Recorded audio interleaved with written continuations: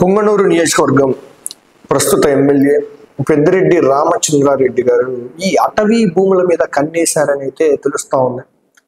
దాదాపు కొన్ని ఎకరాలు ఈయనైతే ఈ గ్యాంబ్లింగ్ చేసినట్లయితే కనపడతా ఉంది. ఆల్రెడీ వైఎస్ఆర్సీపీలో ఈ పెద్ద మనుషుల్లో పెద్ద మనుషులకే పెద్ద మనిషిలాగా కనపడే అతను ఈ పెద్దిరెడ్డి రామచంద్రారెడ్డి గారు. ఈయన పేరు మీద అయితే ఈ ఫారెస్ట్ అటవీకి సంబంధించిన భూములు అయితే ఈయన కాజేశాడు అని అయితే వార్తలు అయితే వస్తూ ఉన్నాయి. అండ్ గతంలో చూసుకోవచ్చు, గత ప్రభుత్వంలో వైఎస్ఆర్సీపీ ఉన్నప్పుడు ఈ పొంగనూరు నియోజకవర్గంలో ఒక టీడీపీ జెండా కనపడకూడదు, ఒక జనసేన జెండా కనపడకూడదు, ఒక కాంగ్రెస్ జెండా కనపడదు.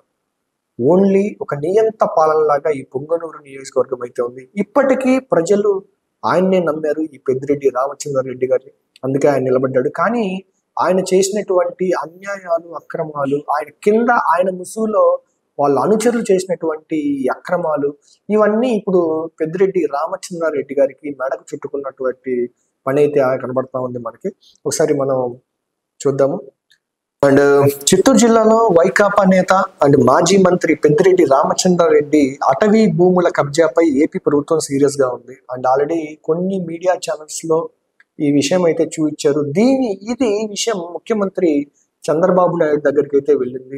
ఆయన ఈ విషయం మీద ఒక నివేదిక ఇవ్వండి అని చెప్పేసి అయితే కోరడం జరిగింది. ఒక నివేదిక అయితే ఆయన ముందైతే ఉంది. అక్రమాల వ్యవహారంపై ఆయన ఆగ్రహం వ్యక్తం చేశారు. పులిచెర్ల మండలం మంగళంపేట రెవెన్యూ గ్రామ పరిధిలో జరిగిన ఈ భూ ఆక్రమణలపై అధికారులకు నివేదికలు సిద్ధం చేశారు.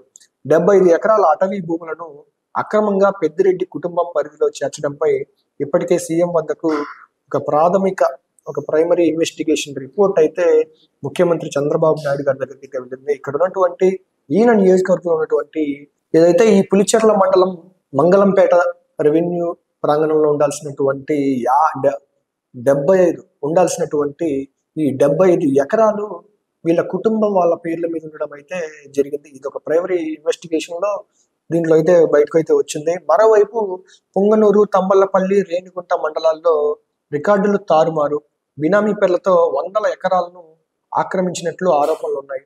అండ్ మనం ఆడి చూసాం, కొన్ని నియోజకవర్గాల్లో ఈ ఏరియాలో ఈ గవర్నమెంట్ ఆఫీసులో ఉన్నటువంటి ఫైల్స్ అయితే తగలబెట్టారు. ఇవి ఆధారాలు అయితే ఉండకూడదనే ఉద్దేశంతో గవర్నమెంట్ ఆఫీసులో ఫైల్స్ ఊరు బయట తీసుకెళ్లి తగలబెట్టడం, అవి కూడా మీడియాలో అయితే మనకు చాలా వరకు అయితే కనబడినట్టు సిచ్యువేషన్ అయితే మనం చూసాం.